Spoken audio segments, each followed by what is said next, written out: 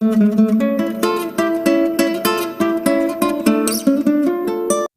I don't care where you're from. I don't care. If you tell me that you love football and you don't love Barcelona, you have a problem. 자타공인 세계 최고의 축구 선수 중 한 명인 티에리 앙리가 한 말이죠. 안녕하세요 여러분.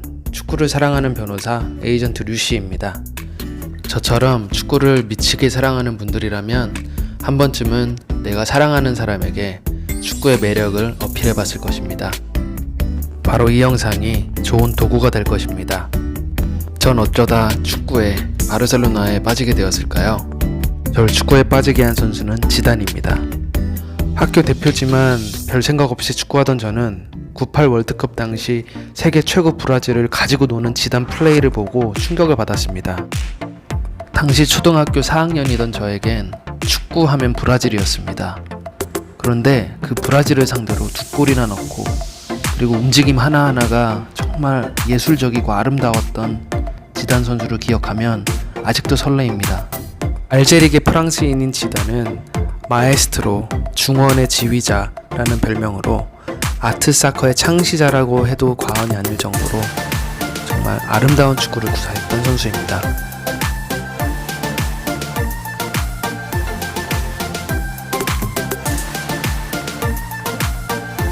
이때부터였나 봅니다.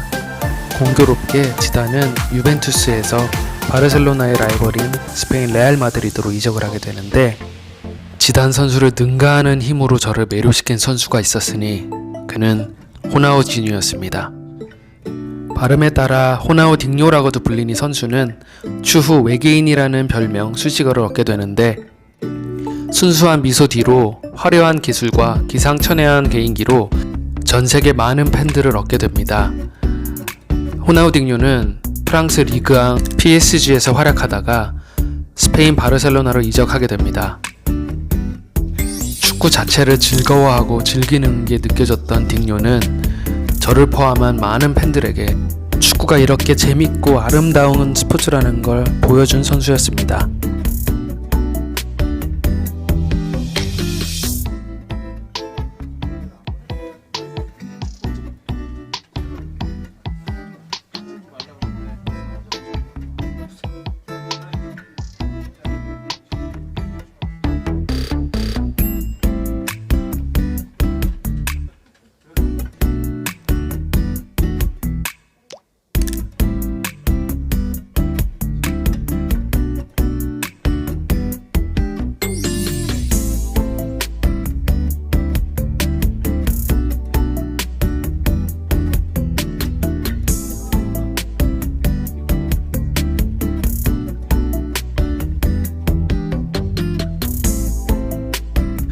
이때까지만 해도 딱히 응원팀이 없었던 저는 호나우딩요 선수 덕분에 바르셀로나라는 팀을 알게 되었습니다.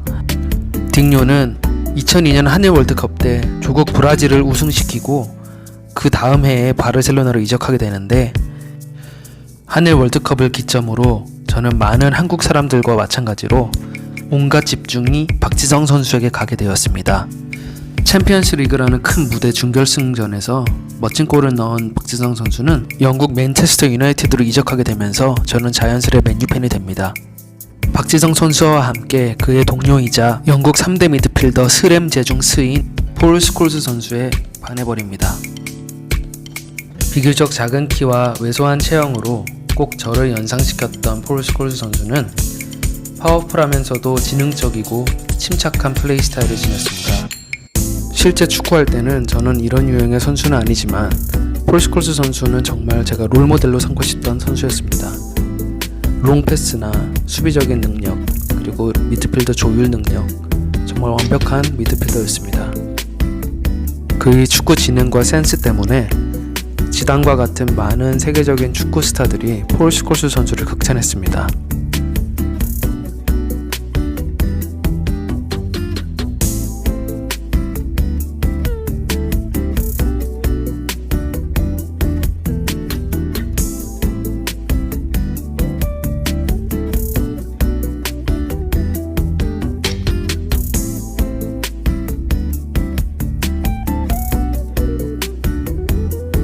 스콜즈 선수의 어시스트에 이은 박지성 선수의 마무리골, 정말 역사적인 순간이었는데요. 스콜즈 선수의 또 다른 장점은 파워풀한 중거리 슛이었습니다. 이 훌륭한 스콜즈 선수와 더불어 제가 맨유 팬이 되게 해준 또 다른 선수가 한 명 있었습니다.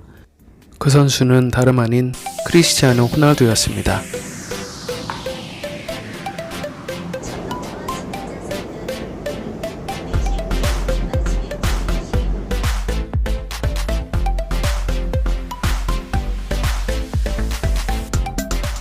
저는 이 호날두 선수의 폭발적인 드리블과 폭발적인 골들을 좋아했습니다. 특히 무회전 프리킥은 그의 전매 특허였는데 이건 정말 못 따라하겠더라고요. 이때 호날두 선수 정말 잘생기고 혜성처럼 등장한 스타 선수였는데 저는 맨유 버전 호날두를 좋아합니다. 좋아했었습니다.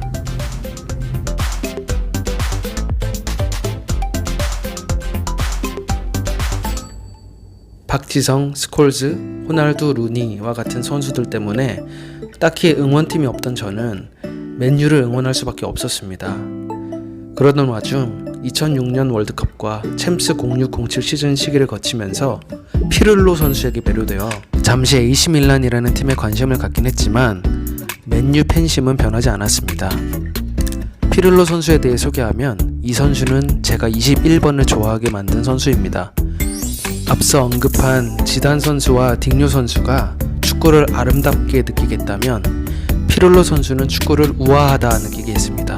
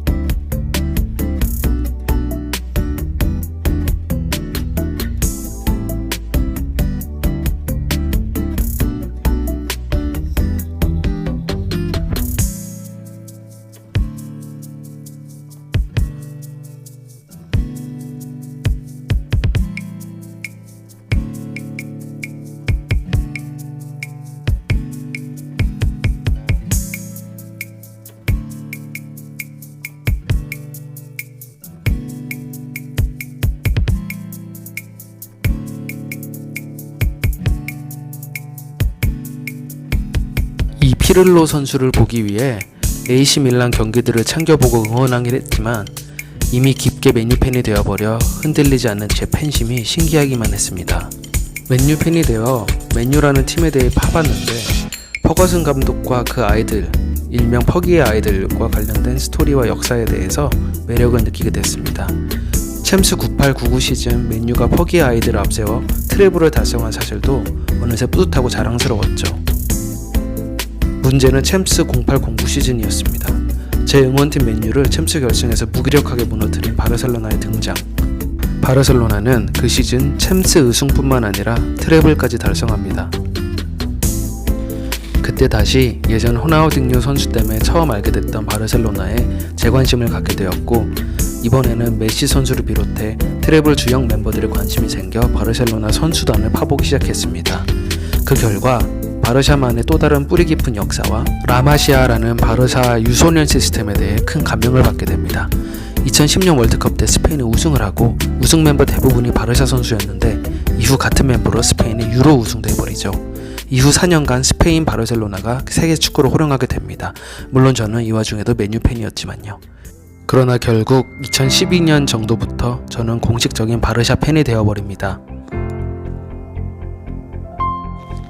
때는 10-11 시즌 챔스 결승이었습니다. 그때 박지성이 풀타임 뛴 맨유를 응원했지만 사실 전 경기 자체적으로는 무의식적으로 바르샤가 표현하는 축구를 즐기고 있었습니다. 축구팬으로서 그럴 수밖에 없었던 것 같아요.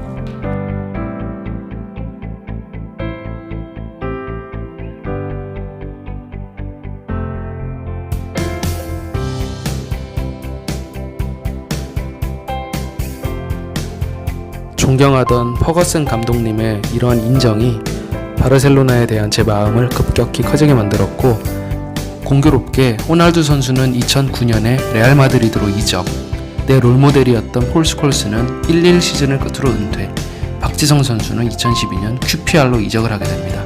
게다가 퍼거슨 감독도 2013년을 마지막으로 은퇴하게 됩니다.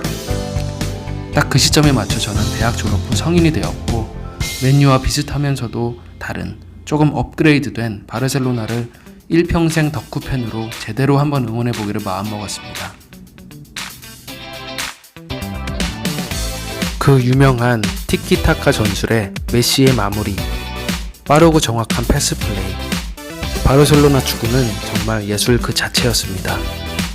바르셀로나 축구를 보면서 축구는 확실히 팀 스포츠가 맞다는 걸 다시 깨닫게 되었습니다.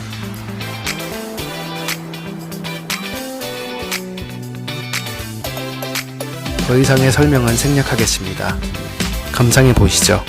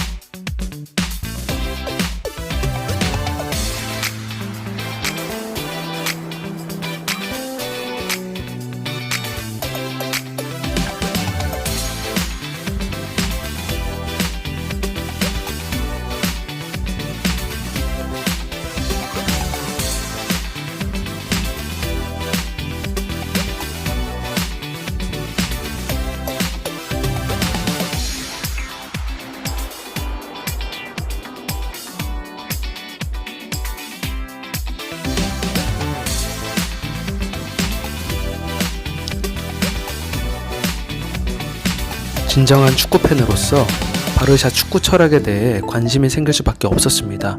요한 크루이프의 정신과 과르디올라의 철학, 일명 바르샤 DNA. 이 모든 것은 유소년 시절부터 오랜 시간 함께 성장해온 라마시아가 있었기 때문에 가능했습니다. 특히 라마시아 출신의 역대 최고 삼총사 사비, 이니에스타, 부스케스 활약은 스페인 대표팀에서도 그대로 이어졌고요. 여기에 자타공인 역사상 최고 선수인 메시, 그리고 푸올, 사비, 이니에스타, 메시로 이어지는 뿌리 깊은 기둥 라인. 바르셀로나는 제가 선수 하나하나 모두에 매료되어 팬이 되어버린 유일한 팀인데요. 특히 사비, 이니에스타, 부스케스를 이으는 삼총사 MSN 라인이 너무 그립습니다. 이제 대용 아르투르 안수 파티에 기대하고 있지만 PSG로 떠난 네이마르가 돌아오기를 내심 바라고 있답니다. 이제 마지막으로 우리 메시와 네이마르의 하이라이트 영상들로 마무리하겠습니다. 차분히 감상해보세요.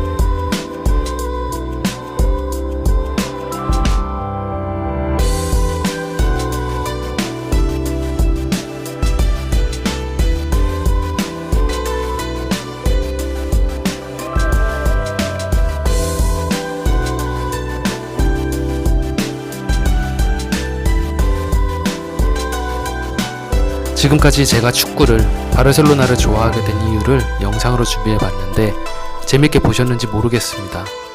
다소 긴감이 있지만 끝까지 봐주셔서 감사합니다. 구독과 좋아요도 부탁드리겠습니다.